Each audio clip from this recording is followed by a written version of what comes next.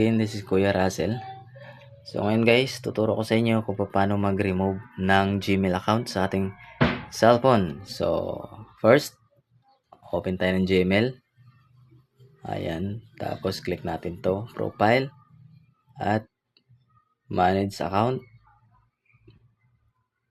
At dito guys, mayroon tayong account na naka-login. So ito yung i-remove natin.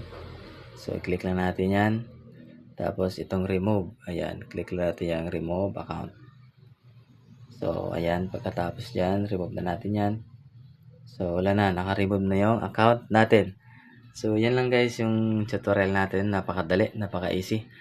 So sana po may natutunan kayo kahit papano. At sana po makasubscribe po kayo sa aking channel para updated po kayo sa mga videos na ina-upload ko. Maraming salamat po and God bless. Thank you. Bye-bye.